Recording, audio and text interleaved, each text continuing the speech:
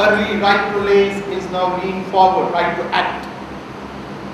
We discussed this yesterday. Done? Move on.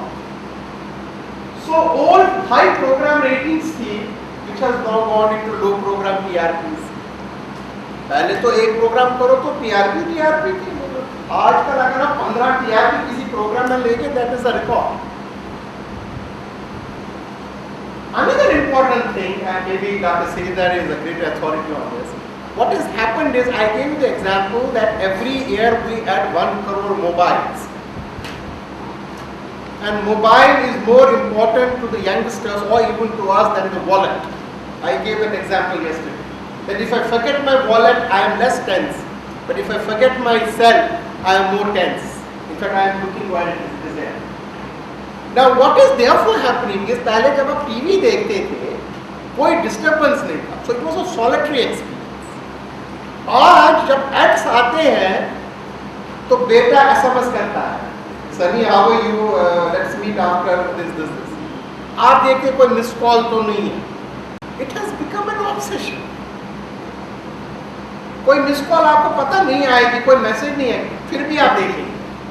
गलत है? So therefore, solitary experience की जब आप पहले देखा, सिर्फ टीवी देखना, मतलब कमरे को अंधेरा करते थे आप. याद है आपको? भैया लाइट ऑफ कर दो, टीवी देखना. आजकल it has become non-solitary. That means when you are watching television, you are also doing other things.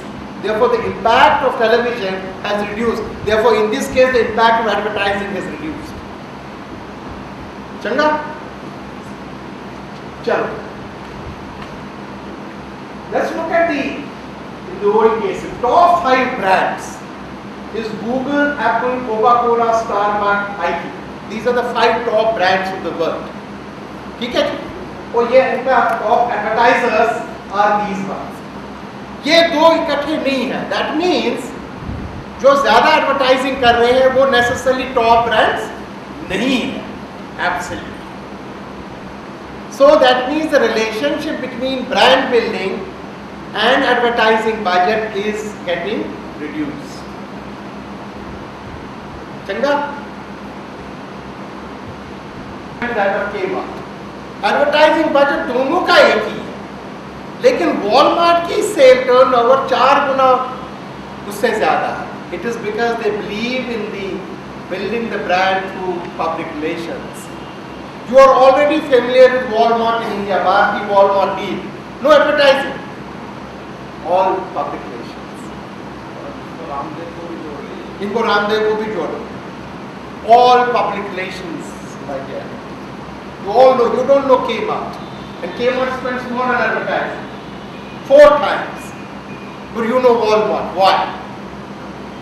Brand building through public relations. Unpaid advertising. You get your releases in the newspapers. Right? The money that you spend on public relations is in terms of the infrastructure and all that. But when you send a press release to the newspaper, you don't pay for it. If you pay for it, not for public relations, that becomes then paid publicity. That becomes paid publicity. वो तो editorials हो गए. अब Walmart, Bharti Mittal will announce that Walmart is coming to India. Ratan Tata was at the Berlin Auto Show. उसमें थोड़ी newspapers reported, they had correspondence. There was no money paid for that. Newspapers may be doing it just to extract, but it is not that. It's not an act. Public relations is an unpaid professional advertising. Unpaid. Word of mouth. वो Mark Tully ने बड़ा खूबसूरत कहा. कहता the best media mass, he said the only mass media in India is rumour. He said ऐसे फैल किया. He gives the example of the Ganesh ji ने जो किया, कोई एडवर्टाइजिंग थोड़ी हुई. And then he says in a sense it is because the word of mouth publicity can be very very popular. Gandhi ji ने कौन सी एडवर्टाइजिंग की? It was a mass communication. Microsoft, Harry Potter, they don't advertise. All word of mouth, good public relations. Put the microphone here, radio, it should have an area and mic. They said this camera is showing very ugly. Please remove the AR logo. Today, it is so ugly. You have 100 microphones, each one having But at that time, you used to go and keep a microphone along with the rules and mic. They said it allowed. From that stage to today, every event he says radio partner, radio Mirchi, the radio partner, another perform. So we have now become a partner. I also wish a day will come when we are going to say, please take out this camera out. The light will be.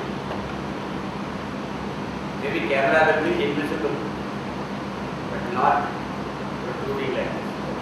Let me come to the radio. From then onwards, all India radio start off, all India radio public broadcasters start, okay, let us not go as a mass media, let us go as a narrowcasting mode. So from national, once upon a time it was God's voice, anything comes to radio. As he was saying, it came on television, people accepted it. Then it became regional, then it became local.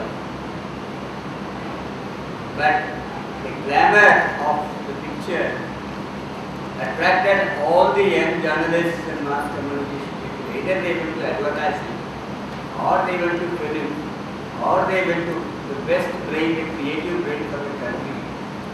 Went to, nobody came to radio. The radio was almost dying. You know, one question I'll ask you, when is the FM broadcast is very famous today? When did it come to India or when did it come to the world? You must know the history of FM. The first FM broadcast in the world was only in 1960. And the first FM broadcast in India was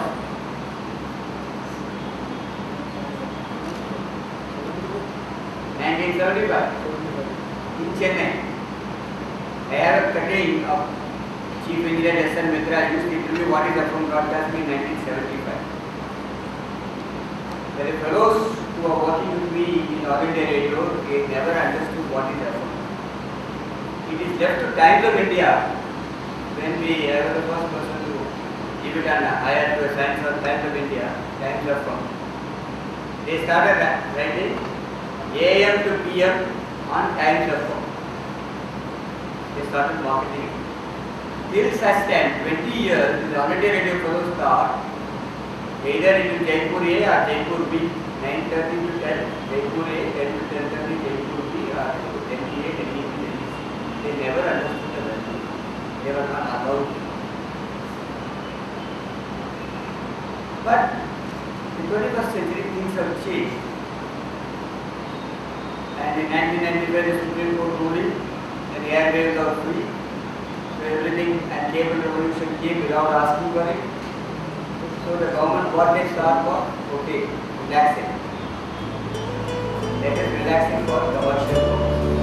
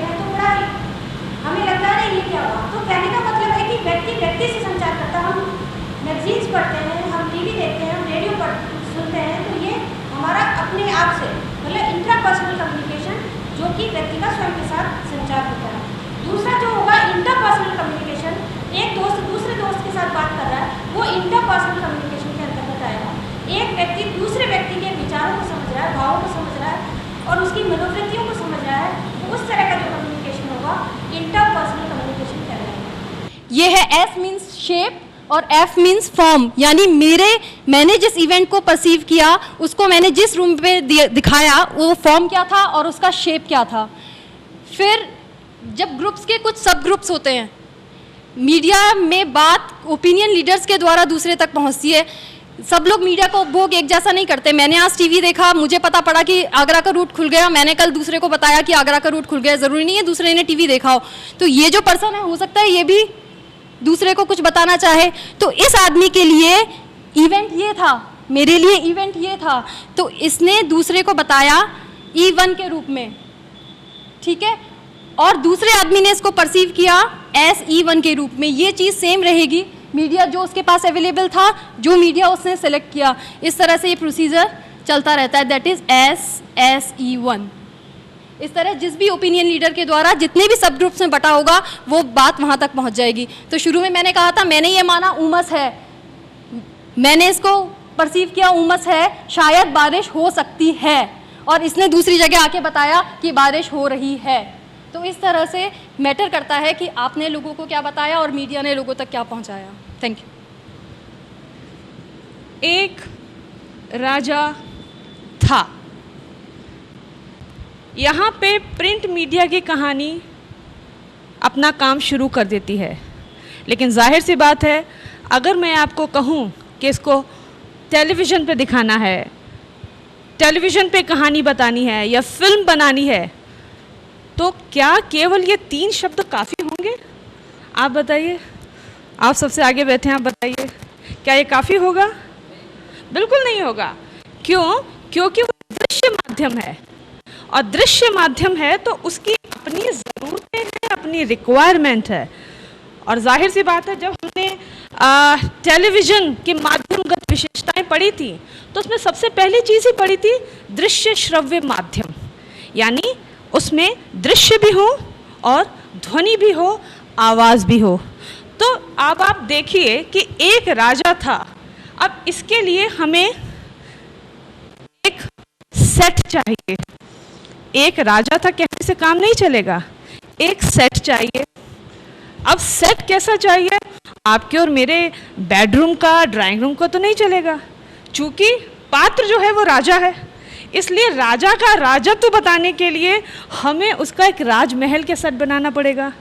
और राजमहल का set जो बनाएंगे, जो कारीगर, set designer, रंग करने वाले, फिर उसके साथ राजा का गेटअप जो है उसको बनाने वाले चाहिए, कॉस्ट्यूम, उसको गहना पहनाना चाहिए, जैसा राजा पहनते हैं, मुकुट पहनना चाहिए।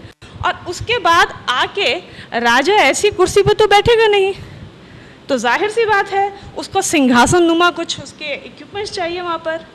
और राजा है तो रानी भी चाहिए, उसके मंत्री भी चाहिए। तो ये सारी चीज़ें केवल इन 3 शब्दों को, जब हम माध्यम बदल जाता है, प्रिंट से हम दृश्य में आ जाते हैं, तो ये 3 शब्द 3 लाख शब्दों की रिक्वायरमेंट वहाँ पर चाहने लगते हैं। उसका मेकअप चाहिए, लाइट चाहिए, कैमरा चाहिए, और सबसे बड़ी बात पैसा चाहिए जो उस पर लगा सके, फाइनेंसर चाहिए। तो ये हम देख रहे हैं कि किस तरह से ट्रांजिट होता है प्रिंट मीडिया से विजुअल मीडिया की ओर। जब हम आते हैं तो कहानी एज इट इज़ दृश्य मीडिया में नहीं आती है। कहानी को जब हम जिस रूप में लेके आते हैं वो पटकथा कहलाती है। मीडिया पहले कैसा था आज़ादी से पहले और अब कैसा हो गया? तो पहले ये था कि पहले अपने मिशन लेके चलते थे कि भाई अपन को ये मिशन पूरा करना है, तो उसको लेके चलते थे। तो उसमें पत्रकारिता एक तो मेडिटेटर का काम करती थी, तो इन्हें उसके पहुंचाने का काम करती थी मिशन को आगे। और आज के समय में ये हो गया कि ये इनके प्रकार मेरे को तो पैसा कमाना है, पत्रकारिता से पैसा कमाना है, और वो चाहे कैसे भी हो। अब पहले ये थी पत्रकार का वेतनमान था 2 जून रोटी और जेल की यातनाएं, और आज है ये है कि आज किसी भी अखबार में चले जाइए, राजस्थान पत्रिका में कोई संपादक काम करता है, मान लीजिए उनको 25,000 रुपये मिल रहे हैं, और दैनिक भास्कर में जाएंगे 50,000 मिलेंगे, तो वहाँ उसको छोड़ के, राजस्थान पत्रिका को छोड़ के दैनिक भास्कर में चले जाएंगे। तो इसका मतलब ये हुआ कि वैसे मतलब पैसे की तरफ मतलब पत्रकारिता ज़्यादा जा रही है। जो पहले मिशन का भाव था अपना, वो कम हो रहा है और पैसे की तरफ ज़्यादा जा रही है। प्राचीन काल में संचार के माध्यमों का अभाव होने के कारण संचार विशेष चिन्हों के द्वारा, विशेष प्रतीकों के द्वारा, विशेष हाव भावों के द्वारा किया जाता था।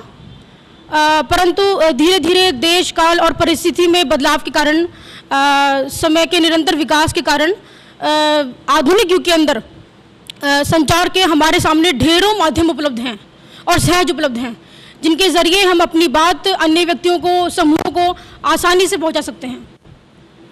शाब्दिक अर्थों में यदि हम देखें तो संचार शब्द अंग्रेजी के कम्युनिकेशन शब्द का ही हिंदी रूपांतर है। कम्युनिकेशन शब्द की उत्पत्ति लैटिन भाषा के कम्युनिज शब्द से हुई है। कम्युनिज शब्द का अर्थ है सामान्य यानी कॉमन, सामान्य या कॉमन। इस प्रकार से हम कह सकते हैं कि संचार में सूचना देने वाला संचारक और सूचना प्राप्त करने वाला प्रापक के मध्य उभयनिष्ठता को उत्पन्न करना ही संचार कहा गया है। दो या दो से अधिक व्यक्तियों या व्यक्तियों से समूहों या समूह से समूहों को विभिन्न या विशेष चिन्हों के द्वारा, प्रतीकों के द्वारा अपनी बात, अपना मत, अपने अभिमत, अपने विचार, अपना ज्ञान, अपनी जानकारियों का परस्पर आदान प्रदान और विनिमय को ही संचार कहा गया है। ये जो कैमरा हमारे सामने रखा है, ये कैमरा कैसे न्यूज़ को प्रोड्यूस करता है, कितना सच बोलता है और कितना झूठ बोलता है, इस चीज़ को समझने की कोशिश हम आज करेंगे। ऐसा हम मानते आ रहे हैं, ऐसा समझते हैं कि कैमरा सिर्फ सच देखता है, जो देखता है वही दिखाता है। जो कैमरा से हम देख रहे हैं, जो कुछ हम टीवी में देख रहे हैं वो सच देख रहे हैं, लेकिन ये बिल्कुल भी सच नहीं है, क्योंकि हम कुछ नहीं देख रहे होते हैं। हम सिर्फ वो देख रहे होते हैं जो कैमरे की आंख देख रही होती है। जिस दृष्टिकोण से ये कैमरा देख रहा है, उसी दृष्टिकोण से हम देख रहे हैं टेलीविज़न में। तो जब भी कोई घटना हो रही है, उस घटना को जब ये कैमरा दिखाता है, तो कुछ एग्जाम्पल्स लेंगे कि ये कितना सच बोलता है, ये समझने के लिए।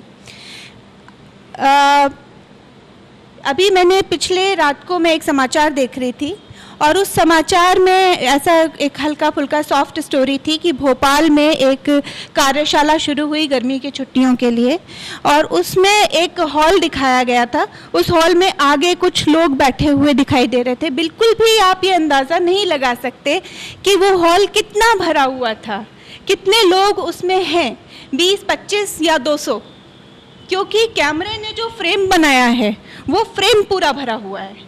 वो फ्रेम में पूरे लोग अच्छी तरह से आए हुए हैं।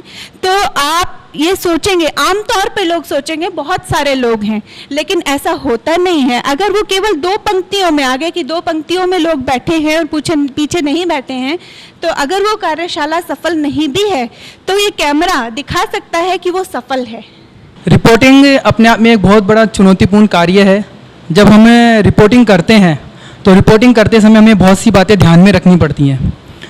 जैसे किसी का नाम गलत नहीं जाए, हेडिंग का हमें ध्यान रखना पड़ता है, इंट्रो ठीक से लिखा गया है या नहीं लिखा गया, बॉडी कैसी है समाचार की।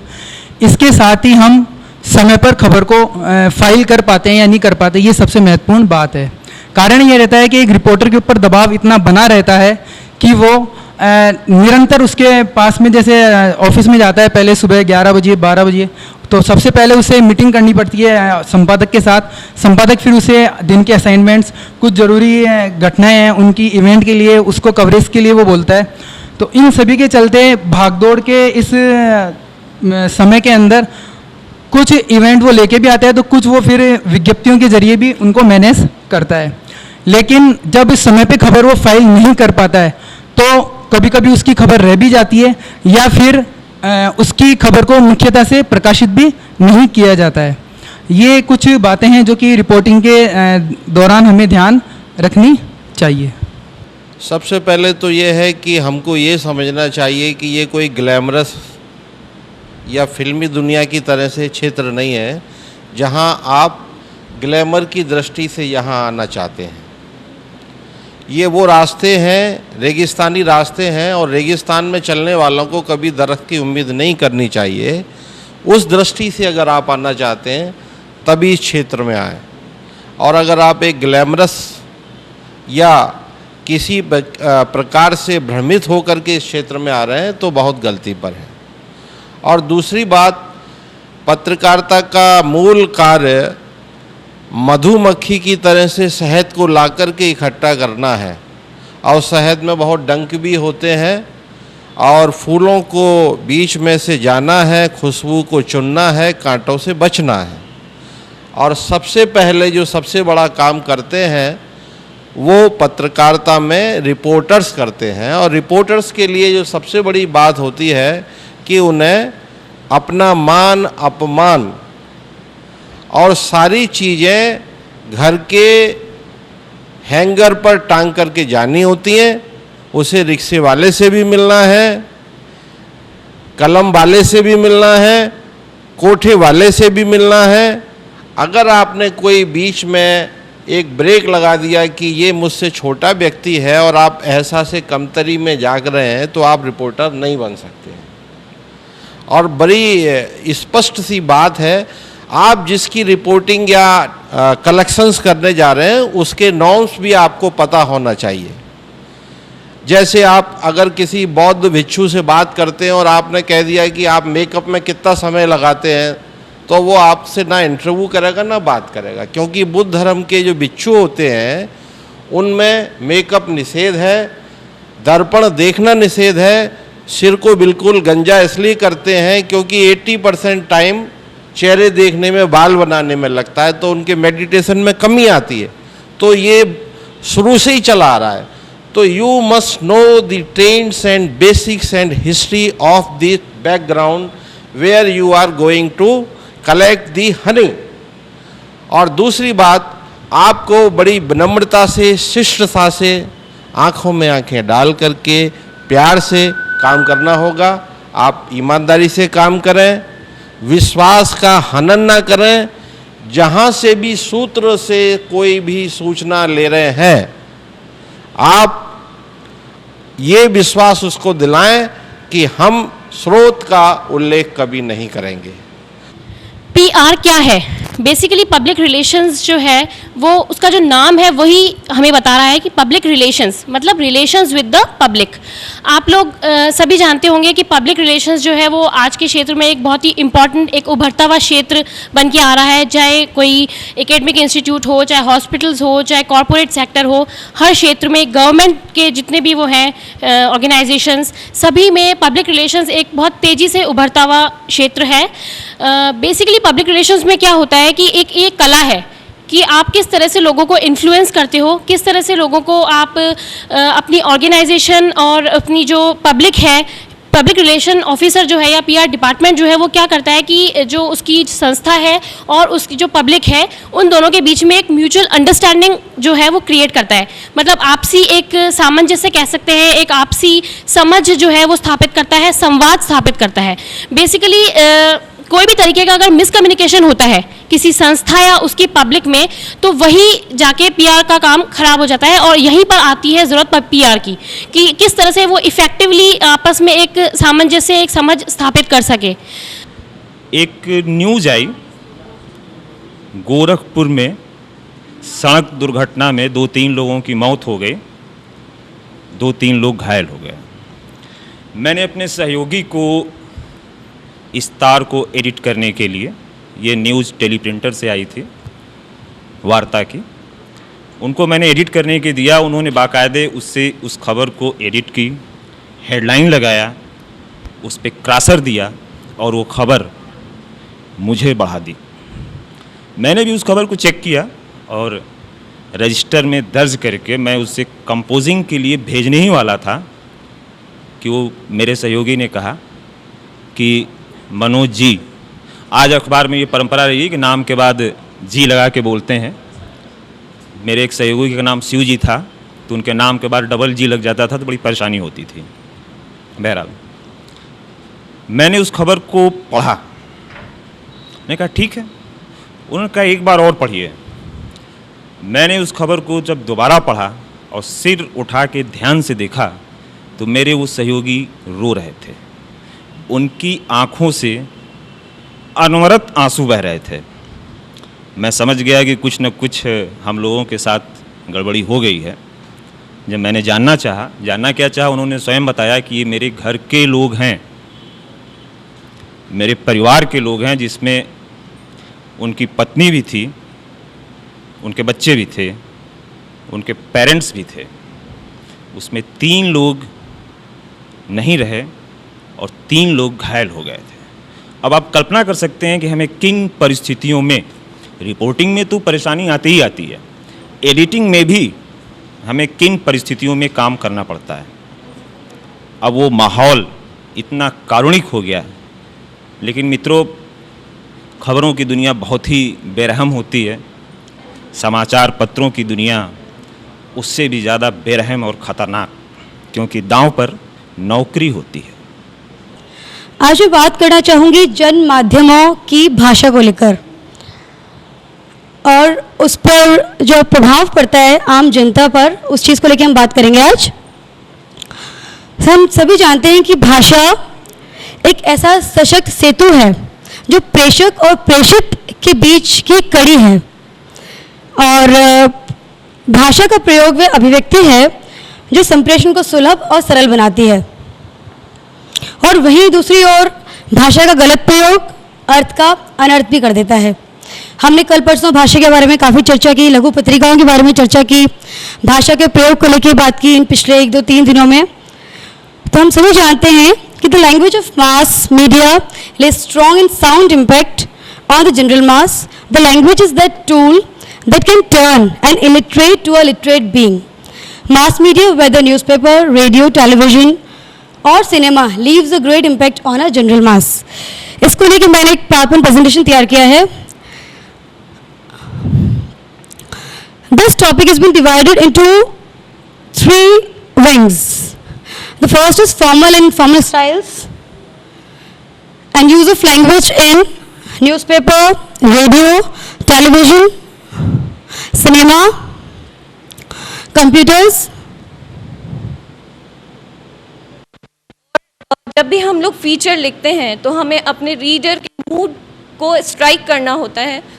फीचर का मेन एम ये होता है कि जब भी कोई उसका रीडर, जो भी कोई उसको पढ़ रहा है, वो उसको सोचने पर विवश हो जाए।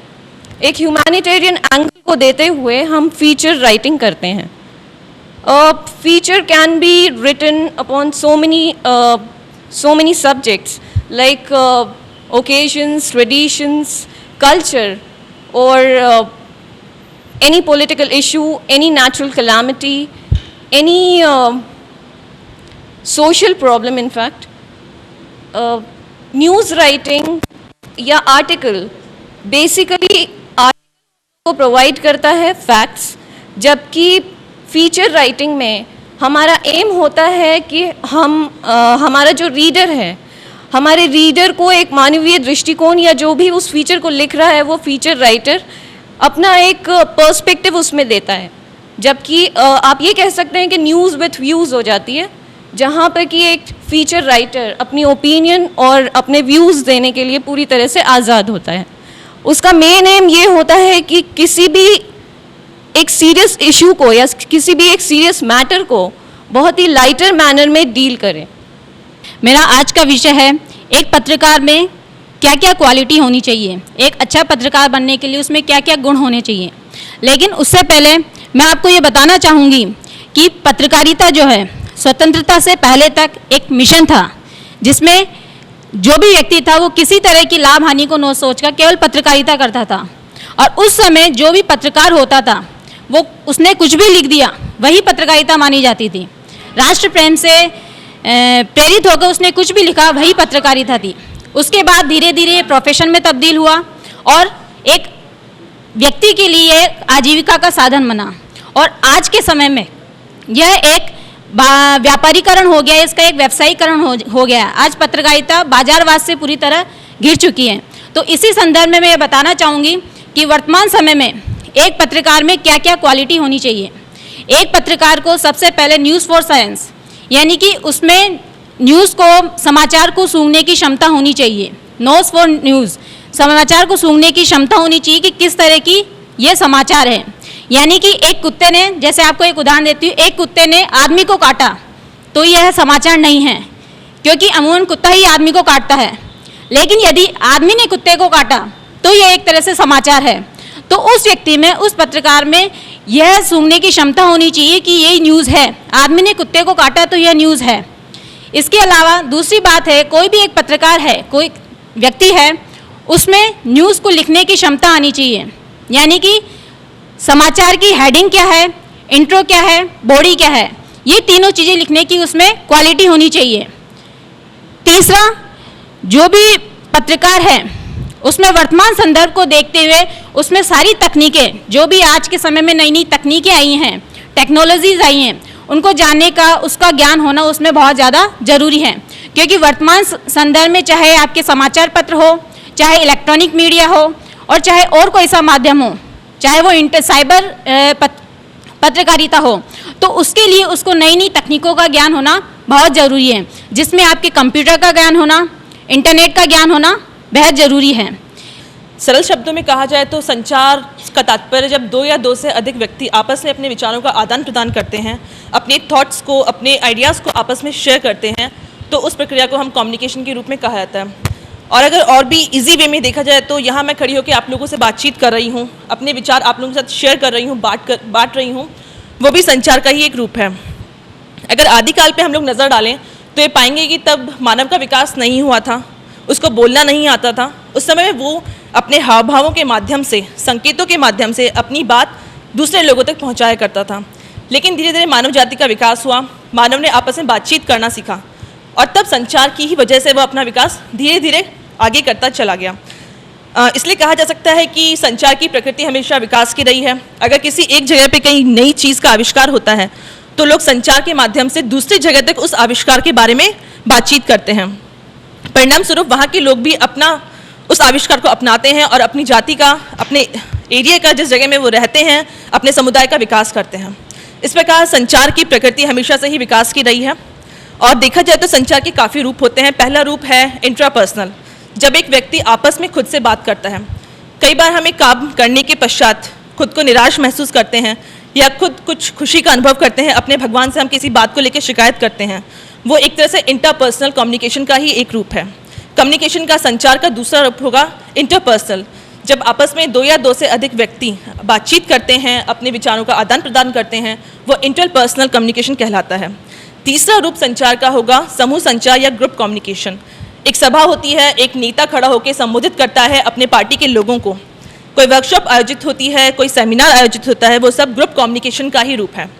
चौथा रूप है मास कम्युनिकेशन। आजकल टेलीविज़न, समाचार पत्र, पत्रिकाएं जिस तरह का संचार कर रहे हैं, वो सब मास कम्युनिकेशन का ही एक रूप है।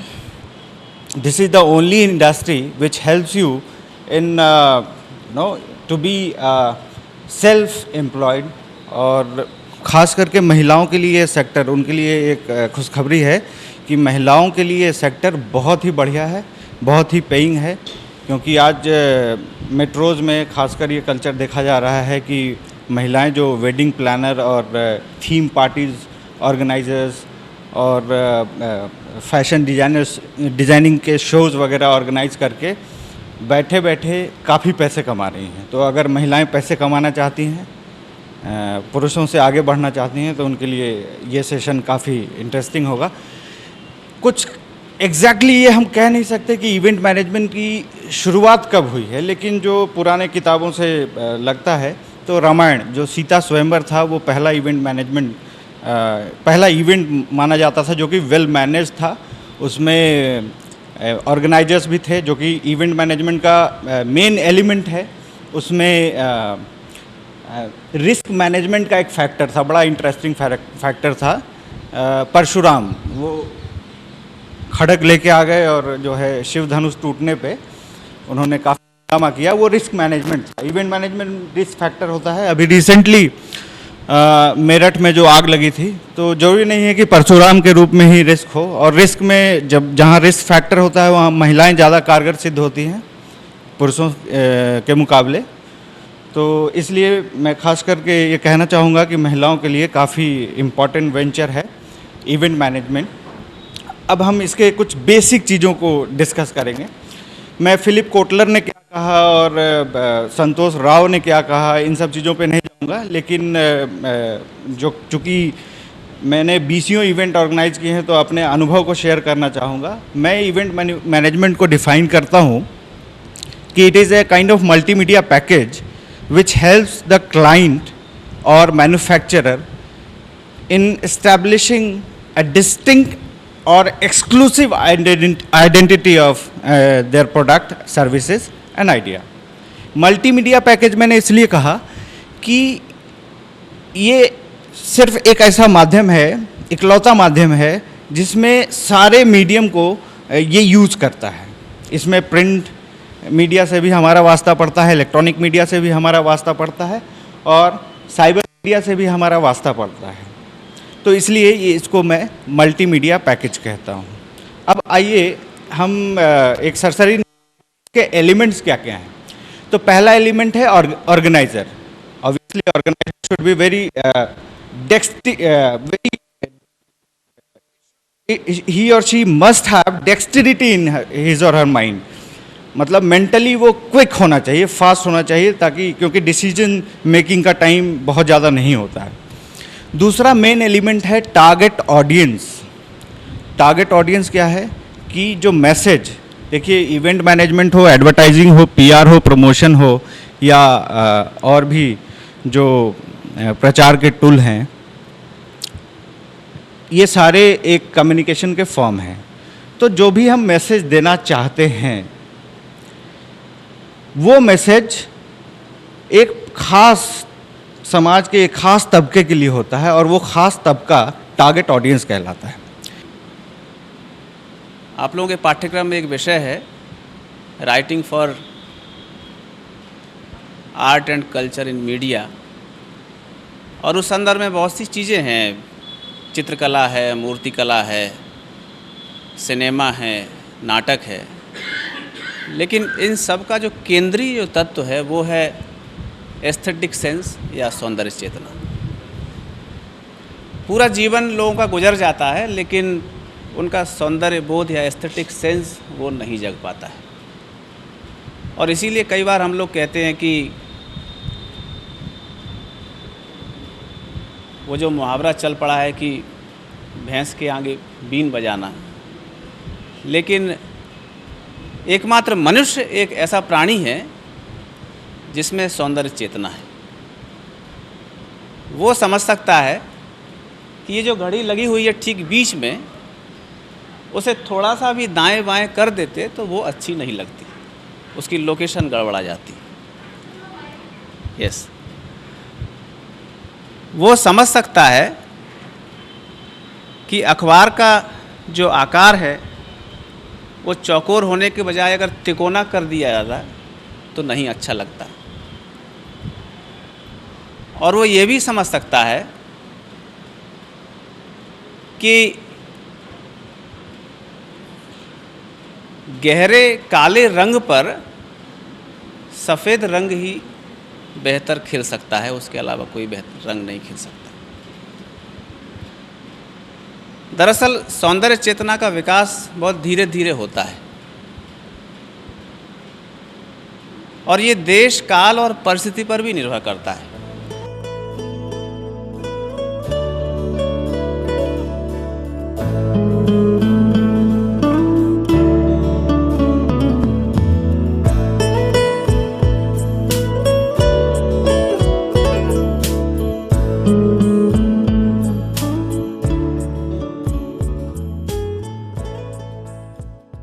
जहाँ तक हमारा विषय है दृश्य श्रव्य माध्यमों का पत्रकारिता पाठ्यक्रमों में क्या उपयोगिता है, तो मेरा मानना है कि आज जब हम इंटरनेट के युग में जी रहे हैं और जो नवीन टेक्नोलॉजी है वो हमारे जीवन में प्रवेश कर चुकी है, तो हम पत्रकारिता पाठ्यक्रमों को भी इनसे अलग नहीं रख सकते। क्योंकि आज जब छात्र इतने FM चैनल्स आ गए हैं, सैटेलाइट चैनल्स आ गए हैं, तो छात्रों को हम इनकी जानकारी देंगे तो वो अपना मतलब करियर बनाने में बहुत आगे तक जा पाएंगे और सर्वाइव कर सकेंगे। ऑडियो विजुअल मीडिया को समझ करके हम इलेक्ट्रॉनिक मीडिया के चैलेंज को प्रिंट मीडिया के लिए स्वीकार कर सकते हैं। इलेक्ट्रॉनिक मीडिया की एक विशेषता है कि वो सीन क्रिएट करता है, उस सीन को हम अपनी लेखनी में प्रिंट मीडिया में भी ले सकते हैं। इलेक्ट्रॉनिक मीडिया की एक और विशेषता है कि वह विश्वसनीयता को प्रिंट मीडिया की अपेक्षा ज़्यादा रखता है। उस चीज़ को भी हम ले करके प्रिंट मीडिया की विश्वसनीयता, उसकी लेखनी, ख़ास तौर से इलेक्ट्रॉनिक मीडिया की जो सीन क्रिएशन की जो संभावनाएं हैं उसको हम अपनी लेखनी में ले सकते हैं। लिहाजा हम जो प्रिंट मीडिया के लिए लिखेंगे उसमें हम सीन भी क्रिएट कर सकेंगे, जैसा कि इलेक्ट्रॉनिक मीडिया में हम खास तौर पे देखते हैं। इसलिए हम ये मान सकते हैं कि ऑडियो विजुअल मीडिया बहुत ही ज़रूरी है पत्रकारिता के लिए, ख़ास तौर से उन लोगों के लिए जो प्रिंट मीडिया के क्षेत्र में जाना चाहते हैं। पत्रकारिता पाठ्यक्रमों में ऑडियो विजुअल मीडिया की उपयोगिता जब से निजी चैनल आ गए हैं इस क्षेत्र में, जब तक दूरदर्शन था, सिर्फ आकाशवाणी थी, तब तक तो ये माना जाता था कि ये तो सरकारी मीडिया है। लेकिन जब से निजी चैनल इस क्षेत्र में आ गए हैं, प्रतिस्पर्धा बढ़ गई है और पत्रकारिता पाठ्यक्रम में जिस तरीके से हम लोगों ने कम्युनिकेशन को शामिल किया, उसी तरीके से अब हमें लगता है कि ऑडियो विजुअल मीडिया को भी शामिल करना बहुत ज़रूरी हो गया है। इसके बिना लगता है कि ये पत्रकारिता पाठ्यक्रम ही पूरा अपूर्ण है और स्टूडेंट को इसकी जानकारी देना बहुत ज़रूरी है। इसके बिना हम अपने काम को सही ढंग से नहीं कर पाएंगे अगर हम समय के साथ अपने को नहीं बदलने की कोशिश करेंगे। दृश्य श्रव्य माध्यमों की उपयोगिता पत्रकारिता पाठ्यक्रम में बहुत ज़्यादा है, क्योंकि दृश्य श्रव्य माध्यम पढ़ा करके हम तकनीकी ज्ञान भी विद्यार्थियों को दे सकते हैं, कैमरा के बारे में, संपादन के बारे में। और ये ऐसे क्षेत्र हैं जहाँ करियर की बहुत संभावनाएं हैं और तकनीकी क्षेत्र में करियर की संभावनाओं को भी खोला जा सकता है। पत्रकारिता के अलावा और कई क्षेत्र अगर हम ये माध्यम पढ़ाते हैं पत्रकारिता में तो हम खोल सकते हैं। कि ऑडियो विजुअल मीडिया की स्थिति थोड़ी सी चिंताजनक है, क्योंकि एक तरफ हम चैलेंजेस को देखते हुए इस पाठ्यक्रम में टेक्निकल चीज़ें ऐड करे जा रहे हैं और दूसरी तरफ जो टेक्निकल एड है वो स्टूडेंट्स को नहीं मिल पा रही है। पाठ्यक्रम बहुत एनरिच हो रहा है, टेक्निकल चीज़ें आ रही है, यहाँ तक कि डॉक्यूमेंट्री फिल्म मेकिंग जैसी चीज़ें भी हमने डाल दी हैं, लेकिन दूसरी तरफ सुविधाएँ नहीं है, बच्चों को सिखाने के लिए चीज़ें नहीं है, सिर्फ थ्योरी के बेस बच्चों को सिखा नहीं सकते हैं। तो मैं समझती हूँ कि इसमें बैलेंस बनाने की बहुत ज़रूरत है। जब तक टेक्निकल चीज़ों की बच्चों को जानकारी नहीं होगी, स्टूडियोज़ उपलब्ध नहीं होंगे, तब तक ये चीज़ बहुत मुश्किल है और अगर इस बात पे ध्यान दिया जाएगा तभी ये स्थिति सुधरेगी। दृश्य श्रव्य माध्यम एक ऐसा विषय है जो कि शुरू से लेकर और वर्तमान स्थिति और आगे भविष्य की स्थिति में एक ऐसा विषय है जो कि हम सभी के लिए एक बहुत महत्वपूर्ण विषय है।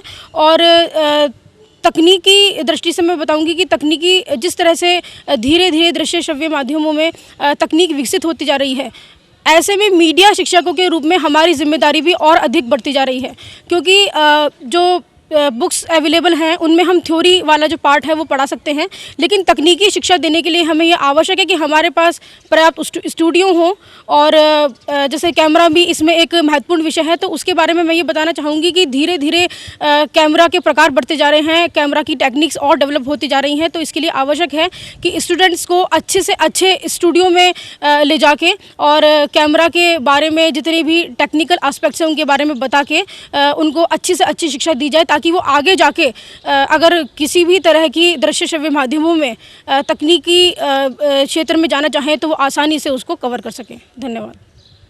और मेरा मानना है कि फ्यूचर में मास कम्युनिकेशन की दशा और दिशा बदलेगी और इलेक्ट्रॉनिक मीडिया में भी ये बदलाव हम देख सकते हैं, क्योंकि जिस तरह से डाटा गैदरिंग, न्यूज़ गैदरिंग जिसको हम कहते हैं, न्यूज़ गैदरिंग, न्यूज़ प्रोसेसिंग और न्यूज़ रिट्रीवल का जो प्रोसेस चेंज हो रहा है, इसको देखते हुए हमें इलेक्ट्रॉनिक मीडिया में जो पहले जो सिद्धांत और जो हम पुरानी चीज़ें पढ़ा रहे हैं, इसको बदलने की ज़रूरत है, ऐसा मेरा मानना है। Thank you. मीडिया की ऑडियो विजुअल में पाठ्यक्रम में वही स्थिति है जो देश में दो सिस्टम की स्थितियां हैं, एक क्लेम्ड है, एक अनक्लेम्ड है। अनक्लेम्ड स्थितियां बहुत ख़राब हैं, क्लेम्ड स्थितियां जो सरकारी तौर पर दिखाई जाती हैं बहुत अच्छी हैं। जैसे देश की स्थिति है, एक भारत है, एक इंडिया है। भारत बेचारा रो रहा है, इंडिया बहुत अच्छा है। इंडिया के स्ट्रक्चर में बहुत अच्छी स्थितियां हैं और जो जहां पाठ्यक्रम यूनिवर्सिटियां सरकारी संस्थान चला रहे हैं वहाँ बहुत हालत ख़राब है। कहने को डिपार्टमेंट मास कम्युनिकेशन है पर एफएम रेडियो नहीं है, तो बड़ी स्थिति ख़राब है। इसके लिए अब हमें ख़राब और अच्छे की चर्चा ना करके ऐसी स्थिति करनी चाहिए कि अगर मीडिया क्या हमें पाठ्यक्रम बनाना है तो रेड टेपिज्म से हरा करके एक प्रोटोटाइप फंडामेंटल राइट के रूप में सारे इंफ्रास्ट्रक्चर देने चाहिए। Thank you. पत्रकारिता पाठ्यक्रम में ऑडियो विजुअल विषय शामिल कर लिया गया है, जो कि लेकिन आज विभिन्न संस्थानों, मीडिया संस्थानों में ऑडियो विजुअल जो पाठ्यक्रम है वो इतना सशक्त बना दिया गया है कि वर्तमान संदर्भ में वह एक अधूरा सा रह गया है। क्योंकि आज विभिन्न मीडिया संस्थानों में न तो इसके लिए बच्चों को पढ़ाने के लिए एक्सपर्ट टीचर्स हैं और न ही उनके पास इतनी सुविधाएं हैं कि वह उनको पूरी तरह से प्रैक्टिकल नॉलेज दे सके। इस पाठ्यक्रम को देखते हुए न तो इतनी बुक्स अवेलेबल है संस्थानों में कि वो बुक्स के जरिए उनको पढ़ा सके, और जो फॉरेन ऑथर्स की जो बुक्स हैं वो भी उनकी लैंग्वेज इतनी टिपिकल है कि स्टूडेंट्स उनको पढ़ नहीं सकता। इसलिए आज पत्रकारिता में ऑडियो विजुअल जो विषय है पाठ्यक्रम में शामिल किया गया है, उसकी स्थिति आज बेहद ही चिंताजनक है। जहाँ तक पत्रकारिता पाठ्यक्रम में इलेक्ट्रॉनिक मीडिया की भूमिका की बात है तो इस पर दो तरह से विचार हो सकता है। एक तो इलेक्ट्रॉनिक माध्यमों के द्वारा जो पत्रकारिता की जा रही है उनका समावेश, और दूसरा जो दृश्य श्रव्य माध्यम हैं उनको पढ़ाने में हम उनसे कैसे सहयोग ले सकते हैं। तो हम पहले बात करते हैं इलेक्ट्रॉनिक मीडिया की। तो जाहिर सी बात है ये शब्द आने वाले समय में आउटडेटेड हो जाएगा, क्योंकि जो नया शब्द आ रहा है इसकी जगह वो है मल्टीमीडिया जर्नलिज्म। ये मल्टीमीडिया जर्नलिज्म ही अब भविष्य में हमारे पाठ्यक्रमों में शामिल होगा। मल्टीमीडिया यानी कि पूरा मीडिया कन्वर्जेंस, टेक्स्ट भी रहेगा, ऑडियो है, विजुअल है, यानी न्यू मीडिया। तो जाहिर सी बात है हम एक नए सिरे से सारी चीज़ें सोचनी पड़ेंगी। लेकिन इसका सबसे बड़ा फ़ायदा ये है क्योंकि टेक्नोलॉजी बहुत सस्ती होती जा रही है, तो मुझे लगता है कि हमें इन सब चीज़ों पे सरकार पे आश्रित होने की ज़रूरत नहीं है, क्योंकि आज हर एक के पास फ़ोन है, हर एक के पास कैमरा है जिसमें हमें ऑडियो भी मिल रहा है, वीडियो भी मिल रहा है, टेक्स्ट भी मिल रहा है। तो इसलिए ज़रूरी ये है कि हम ये मन में ठान लें, एक टीचर ये ठान ले कि हमें इन सब चीज़ों का अनुभव अपने विद्यार्थियों को देना है।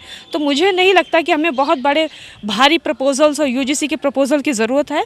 हम अपने अपने स्तर पर बच्चों को प्रशिक्षित कर सकते हैं। जहाँ तक दूसरी बात है या कहें हम पहली बात है कि हम अपने एक सामान्य शिक्षण में किस तरह से ऑडियो विजुअल एड्स को यूज़ कर सकते हैं। तो जाहिर सी बात है अगर हम कम्युनिकेशन पढ़ा रहे हैं, और खास यहाँ पे मैं बात करूँगी ई लर्निंग पैकेजेस की, जो डिस्टेंस एजुकेशन चूँकि इस समय बहुत ज़ोरों पर है। तो ई लर्निंग पैकेजेस हम बनाते हैं तो अभी तक बच्चा केवल टेक्स्ट किताबें पढ़ता चला आ रहा था, लेकिन उस स्टडी मटेरियल को अब हम ई लर्निंग पैकेजेस में डाल रहे हैं। यानी उसमें टेक्स्ट भी आएगा, लेकिन साथ ही अगर हम कम्युनिकेशन पढ़ा रहे हैं तो कम्युनिकेशन क्या है उसको हम वॉइस में, उसको हम विजुअल्स में, उसको हम वीडियो में बता सकते हैं। टाइप्स ऑफ कम्युनिकेशन, उसके लिए हम चीज़ें दिखा सकते हैं, सुना सकते हैं।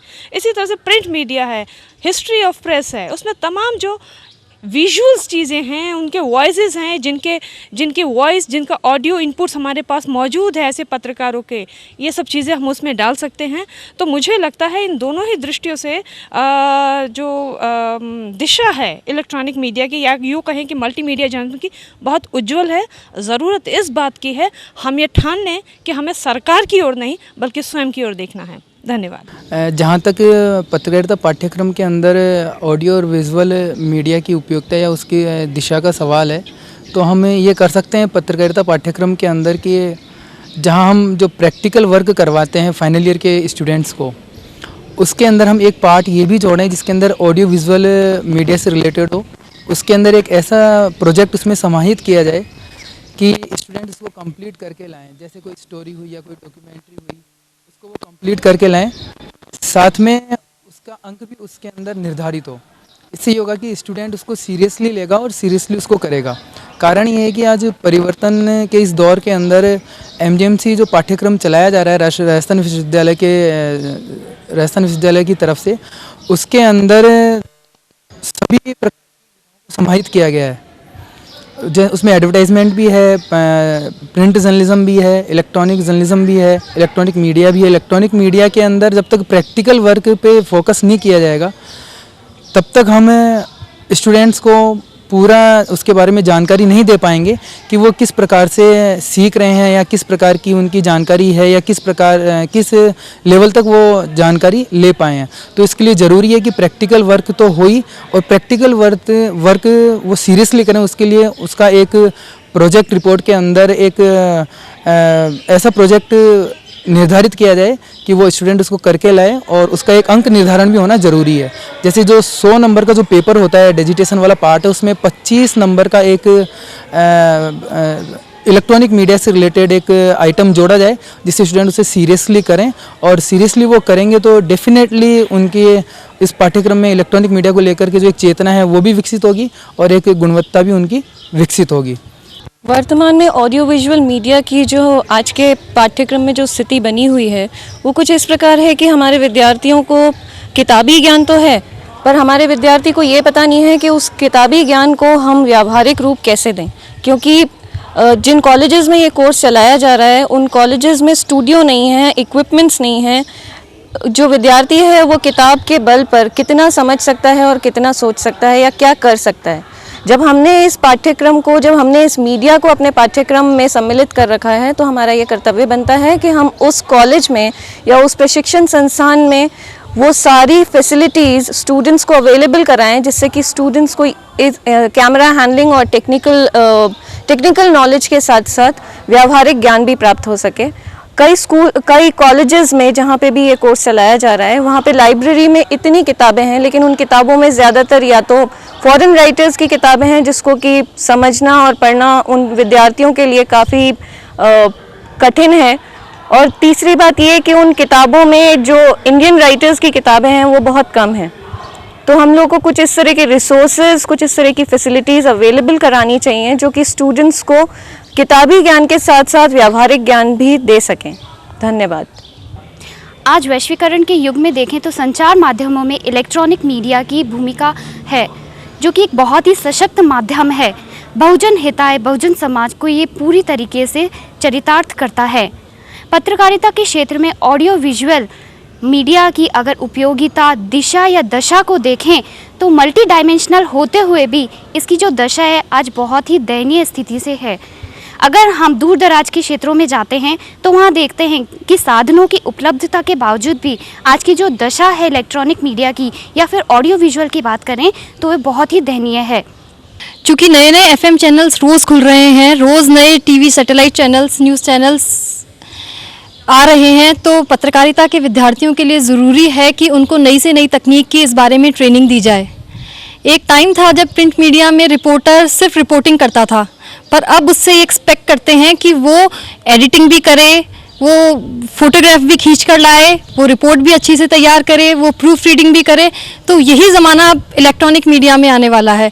जो रिपोर्ट कर रहा है उसे सिर्फ रिपोर्टिंग नहीं करनी या P2C नहीं देना, हो सकता है उसे बिहाइंड द कैमरा भी कुछ काम करना पड़े और उसकी नौकरी इसी बात पे सरवाइव करे कि उसे एक्स्ट्रा काम कितना आता है। जैसे प्रिंट मीडिया में डिज़ाइनिंग का काम एक्स्ट्रा आता है, तो इसलिए ज़रूरी है कि हम नई तकनीक के हिसाब से अपने स्टूडेंट को, जिस तरह से तकनीक तेज़ी से भाग रही है उसी तरह हम अपने स्टूडेंट्स को भी नई से नई तकनीक की जानकारी दें। इसलिए ज़रूरी है कि पाठ्यक्रम हर बार रिवाइज्ड हो और उसमें प्रैक्टिकल अप्रोच ज़्यादा से ज़्यादा हो। Thank you. दृश्य श्रव्य माध्यमों के महत्व और उसके भविष्य की जहाँ तक बात है तो इस मुहावरे से हम सब परिचित हैं कि एक चित्र 1000 शब्दों के बराबर होता है। सन 1941 में जब भारतवर्ष में पहली बार पत्रकारिता को एक विषय के रूप में शुरू किया प्रोफेसर पृथ्वीपाल सिंह ने, तब शायद उन्हें नहीं मालूम हुआ कि आने वाले 50 साल के अंदर भारत में दृश्य और श्रव्य माध्यम अपनी एक नई जगह बनाएंगे। ये तो हम सभी जानते हैं कि सन 60 में भारत में रेडियो ने, दूरदर्शन ने अपनी दस्तक दी, लेकिन पिछले 15 वर्षों में नित नए चैनल हमारे सामने आते रहे हैं।